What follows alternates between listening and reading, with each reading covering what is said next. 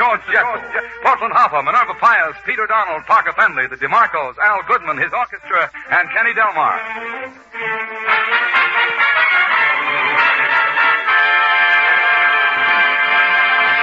Ladies and gentlemen, tonight we salute the poultry show. We haven't any chickens, but we do have a man with an old joke, and he's going to pull it. And here he is, Fred Allen.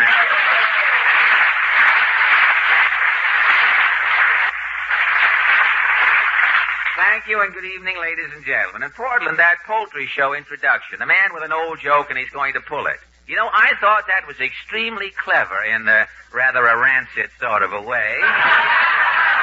Mama and I were up all night writing poultry introductions. Poultry introductions, really? We had another one. Here is a man. After he tells his first joke, he's a dead duck. You were up all night writing these two feathered faux pas? Yes? You know what faux pas means? It's Southern for forefathers. Southern for forefathers? Faux pas. Faux pas. Some dialect you have and no finish. But forget the whole thing. Forget the whole thing. That poultry gag sounds like a joke you'd find on the floor of the studio after a Milton Berle rehearsal. And if he wouldn't pick it up to tell it, Milton will stoop to anything that I wouldn't. Tell me, did you see the poultry show at Madison Square Garden? It was wonderful. They had hens there so small, they can't lay eggs. Really? What do they lay? Aspirin tablets with yolks in them. You've got a new writer working on your part, haven't you? I sense it. Fine. Well, you know, it's confusing over there at Madison Square Garden. One night they have fights, the next night hockey, then basketball and the poultry show. There was a mix-up last week. One night, right in the middle of the poultry show, the CCNY basketball team ran out and made 3 baskets in a hen's nest. Without disturbing the hen, too, which is rather remarkable. They were in there on the wrong night, you see. Well, before this gets too hilarious, Portland. What? I must give my writers the loyalty test again. What's in the news? What's in the news this week? Well, science is seeking the clue to baldness. Baldness? Well, that would be Jack Benny's problem, not mine. Is Jack getting bald? Getting bald? Benny's head looks as though his neck is blowing bubble gum.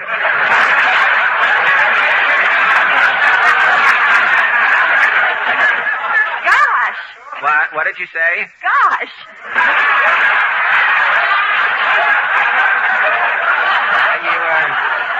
Are you happy with that line?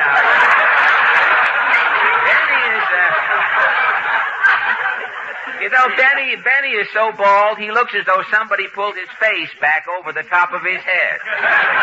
And speaking of head reminds me, Portland, I think I shall head for Allen's Alley. What is your question tonight? Well, recently down in Washington, the director of Science Service listed the 10 most important advances in science made during 1947. And so our question this evening is, what in your estimation is the most important advance science has made during recent years?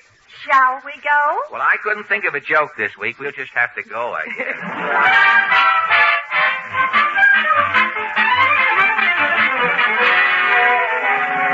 Well, here we are back in Allen's Alley, Portland. Say, I guess the Senator's in all right.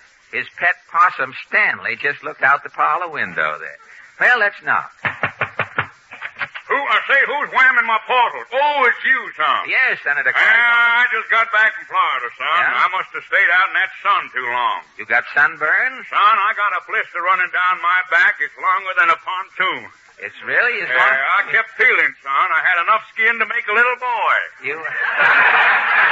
Well, how are things in Florida, Senator? Now, my hotel was so crowded they had to give me a Florida suite. What is a Florida suite? That's a closet with 2 grapefruit in it.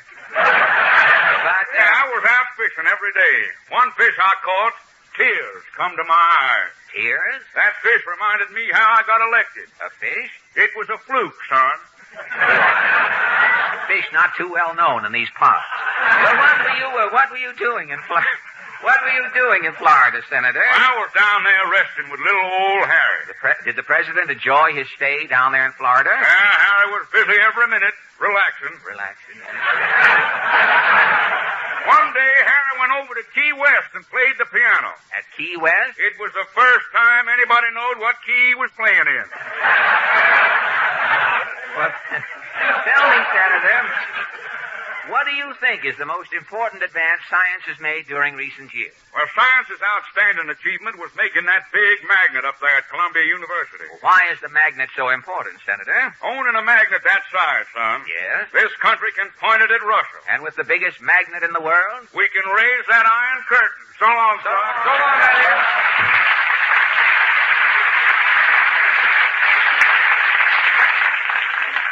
Say, the senator better be careful with that magnet. He might pull Spike Jones off the air. Oh, well, let's call on Mr. Moody. Howdy, Bob.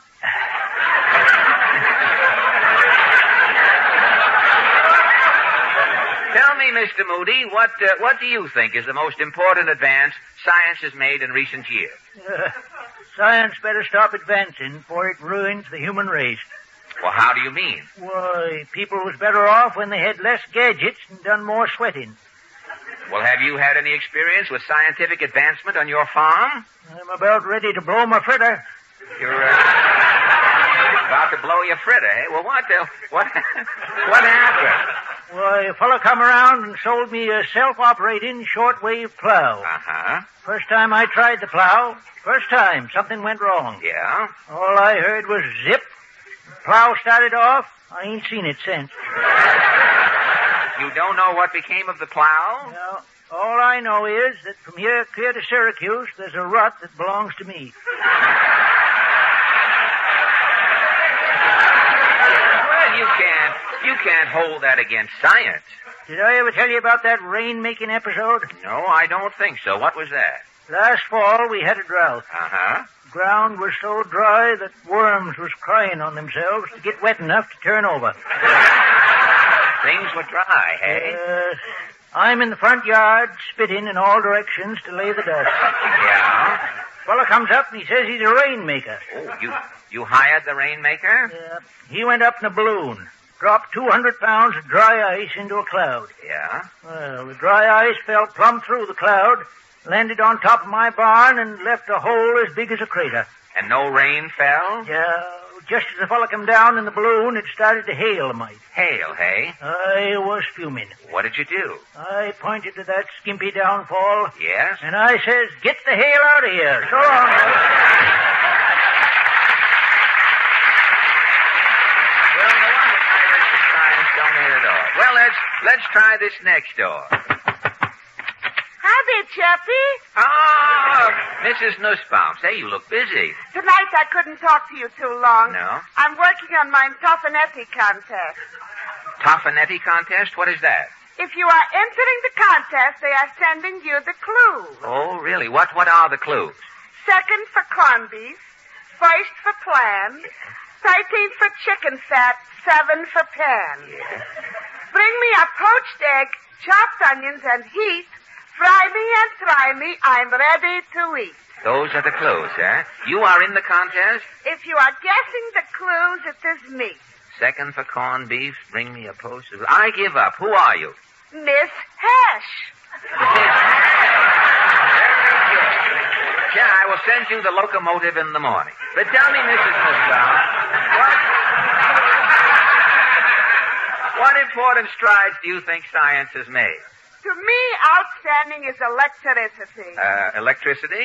Today in my house, everything I'm doing by electricity. Uh-huh. Making coffee, I'm plugging in the percolator. Naturally. Cooking dinner, I'm snapping on the stove. Yes. Washing, I'm turning on the bender. Uh-huh. Sweeping, I'm attaching the vacuum cleaner. Yes. All day long, I'm plugging in, snapping, turning on electricity. Well, handling all this electricity, don't you ever get a shock? Only once a month. Once a month you get a shock? When I'm getting the electric bill, thank you. Well, here we are at the end of the alley. Let's pay our respects to Mr. Cassidy.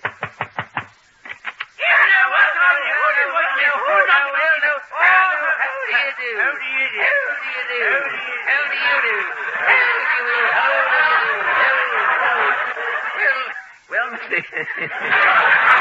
Cassidy, what about science? Me boy, science should drop dead. Well, why? Well, last week, because of that scientific invention, television, I had, shall we say, a cataclysmic encounter. On account of television, what happened? Well, the night of the Joe Louis fight, I was standing in Kerrigan's, conserving grain as the president ordered.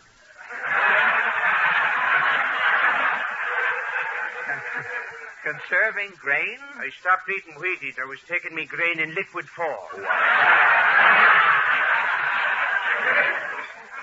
So the fight started on the television. Yeah. Well, halfway through the first round, Yes. the man next to me, Hambone Hennessy, he says, look, the television's broken. Yeah. How is it broken, says I. Joe Louis is on the floor, says he. Joe Louis is champion of the world, says he. Sure, if the television set was working properly, his opponent would be on the floor. Why, gee. The television set is in good order, says I. 'Tis Joe Louis that's not working properly. Well, with that, Hambone Hennessy hit me on top of the head. Yeah. It drove me head so far down me spine, I had to open me vest to look out at him. And I started running me arm in and out of Hambone's mouth till he thought he was swallowing a plunger. Hey, this was some fracas. Oh, the fighting got so good. Joe Louis and Jersey Joe stopped their fight on the television and started watching Hambone and me. It must have been exciting. Well, now, just as I was taking off Hambone's nose to put in me pocket to keep his ears company, Yes. the doors busted open. It's the constabulary. The constabulary. Well, Hambone and me was hustled into a limousine with a gong on the front of it. Well, hey, Jack, you can't blame television. Yeah. For doing what Joe Louis got $70,000 for doing on the television, You? I got 30 days. Goodbye to you. Once again, that brings us to the five DeMarco sisters, ably accompanied by the versatile Al Goodman and his orchestra. The DeMarcos sing, Papa, Won't You Dance With Me, Girl?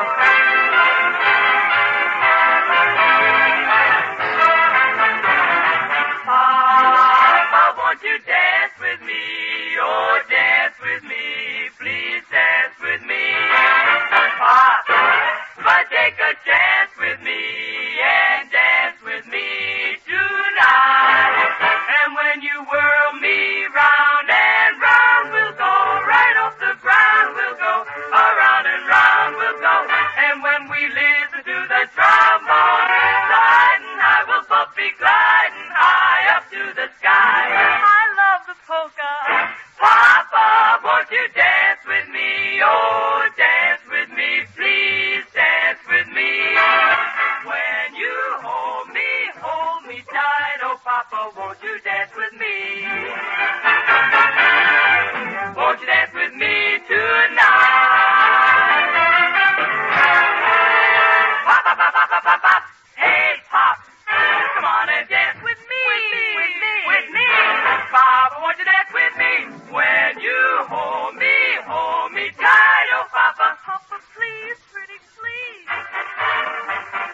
Dance, Papa, dance with me tonight.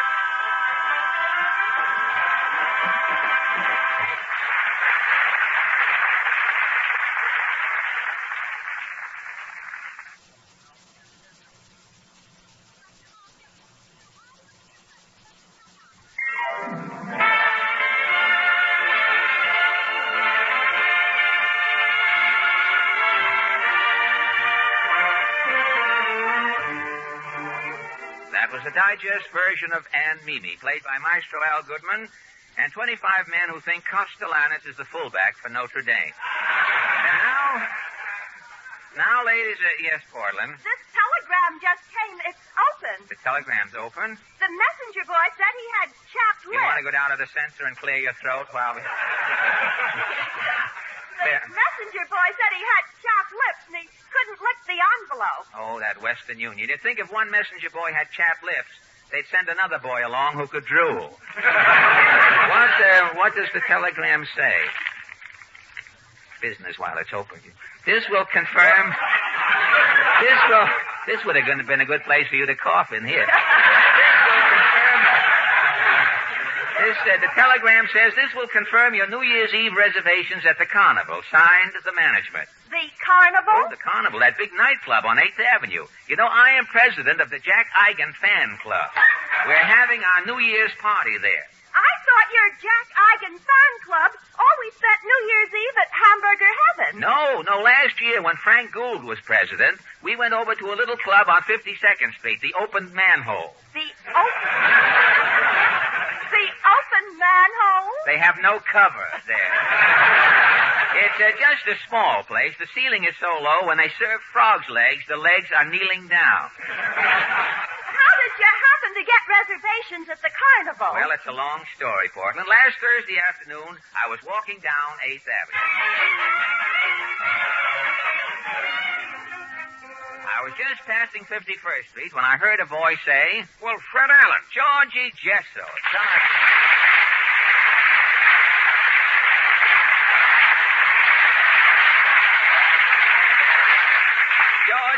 Georgie, what are you doing here in New York City? What are you doing here? What am I? You must be living in a tree. You know what I'm doing here. Look at that sign up there on the marquee. The marquee, the Carnival, proudly presents Georgie Jessel in the greatest show on earth. Well, confidentially, Fred, it isn't the greatest show on earth. But that sign... Well, my cousin Milford is a sign painter, you know. I told him the show was so-so. Suddenly a sign comes out, the greatest show on earth. What am I going to do? Get a lawyer? Milford is also a lawyer. I'd have to give him the case. You see what I mean? Well, tell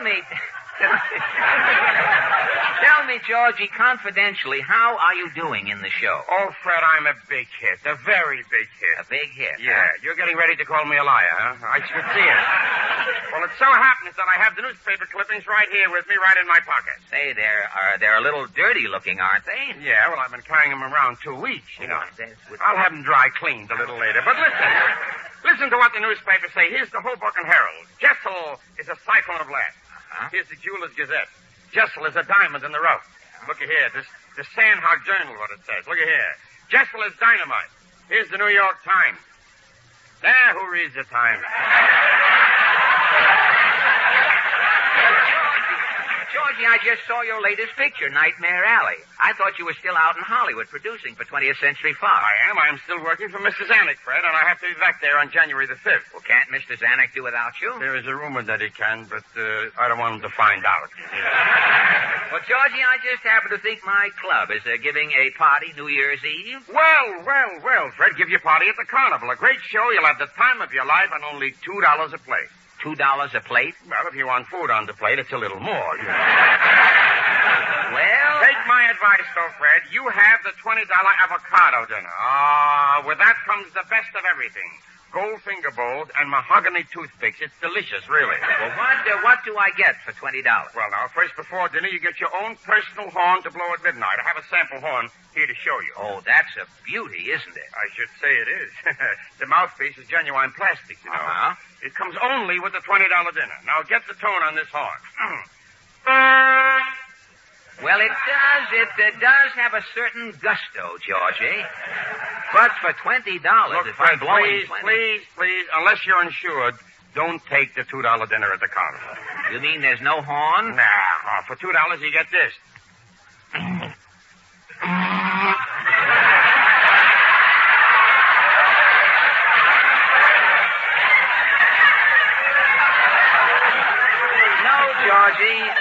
No, Georgie, that sounds like an unborn opinion.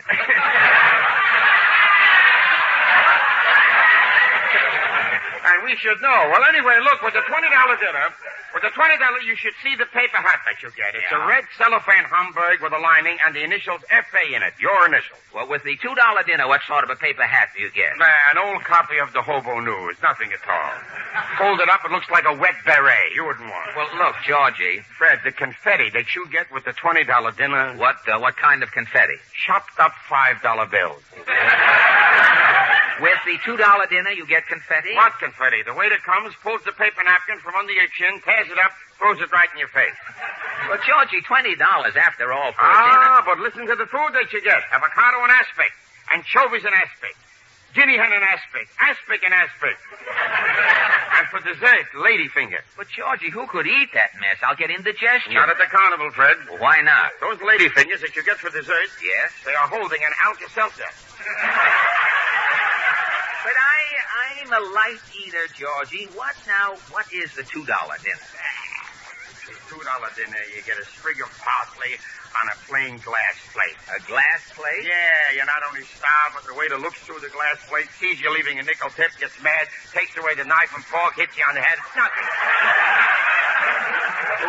What about the drink? Oh, the drinks. Oh, with the $20 dinner, you get the finest French champagne. It has the Hildegard seal of approval. And on the $2 dinner? The waiter takes off your shoes, puts grapes under your feet, you step on the grapes. It tastes like an oleum. You wouldn't like it at all. Well, Georgie, in self-defense, I think I'll take the $20 dinner. Fred, you are doing the right thing, believe me. I'm all set for New Year's Eve. Ah, Fred, this will be a night that you will long remember. And don't forget, take the mothballs out of that tuxedo. Tuxedo? George, you mean it's formal? Fred, you're going to the carnival, not Sam's Bowery Follies, you know. But I have no tuxedo. Fred, I should have your luck. Well, what luck? I can get you a tuxedo in 5 minutes. Really? My cousin Milford got an interest in the place. It's right around the corner. Come with me, Fred. All right, Georgie, let's go.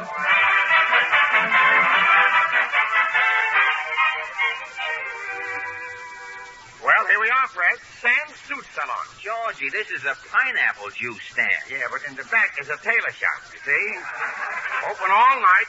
Overcoats made while you wait. Oh. Sam, will Let's look you up. go in. Let's go in first. Oh, you gotta go in. Yes, Yes, I see.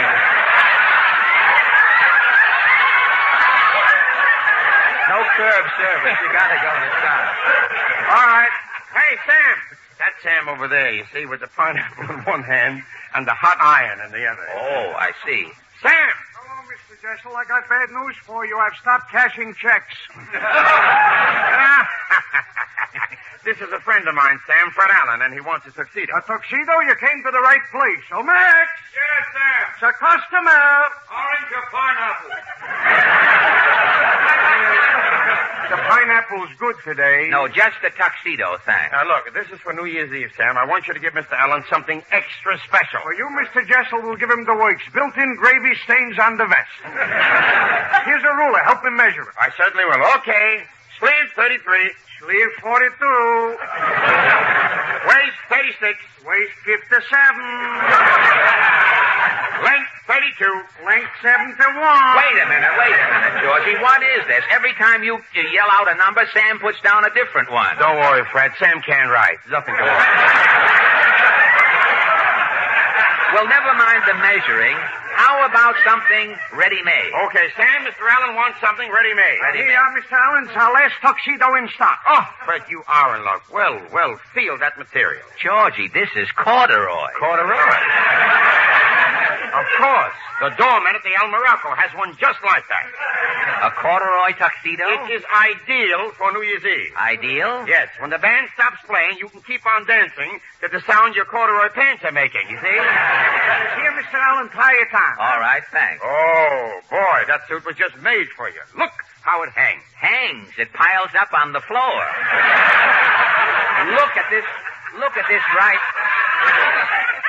right sleeve. That's too long. It's not only too long, it's got a cuff on it. Well, that's a pants leg. The sleeve is a pants leg? Now, wait a minute. Sam, what's with the sleeve? What is it? It's Max. Lately, his eyes are bad. Yesterday, he showed himself to a customer. I can't go to the carnival with one arm coming out of a pants leg. Put a shoe on your hand. Who'll notice it? Look, Georgie, when I buy a suit, I would like to have 2 sleeves with it. You got 2 sleeves. Where is the other one? Look at your left leg. Jeepers, from the knee down, I'm bare-legged.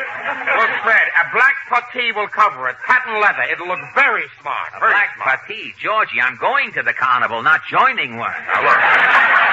Fred. For the money, you can't beat it. Yeah, that's right. Try any reliable pushcart and mention my name. He's right. Now, think it over. Think it over. Where else can you get a tuxedo with a mink belt in the back? A mink belt. Say, what is that big lump hanging down inside the back of the pants? Oh, this I didn't say. Oh, this is a pineapple. Really? Yeah. Sam gives away a pineapple and a Hawaiian guitar with every tuxedo. And look at those lapels. 3 lapels? One folds inside. It looks like a vest. Fred, I'm telling you, you can't match it anywhere. That's 5 years ahead of the new look. Ah, now you're all set. You are all set, Fred. There's only one place for you on New Year's Eve. I've got my reservation. What reservations? With that suit, you're not sitting in the audience. You're going to be in the show with me. In the show? Yeah, get the picture, Fred. The lights go dim. Suddenly there is soft music. You step up on the stage beside me in that tuxedo. Yes? The violin section comes behind us, and we sing. We sing together? The first chorus. The second chorus I'll recite, and you will hum softly. I hum. I wonder how it will sound. Like this. When you're a long, long way from home, it makes you feel like you're alone. It's hard to find a pal that's true, that you can tell your troubles to. And when you send a letter home, your mother's voice rings in your ear. And then you cross the T's with kisses. What a strange world this is. Then you dot the I's with tears. You miss the love you've always known when you're a long, long way from home. Why did I wonder? Why did I stray? That is the question I ask every day. Milestones are smilestones when you start to roam, but wait till you're far from home. Fred, take it easy with the humming. There's a caraway seed in my tooth. You have Sophie Tucker in it. In the eyes of the world, you may seem very small. In the eyes of your mother, you're as big as them all. You go out in the world with one thought in your mind. Where can I find a pal? And you've left one behind. Look, Fred, will you stop humming? Play an instrument. I'm singing a cappella, Georgie. This is a cappella?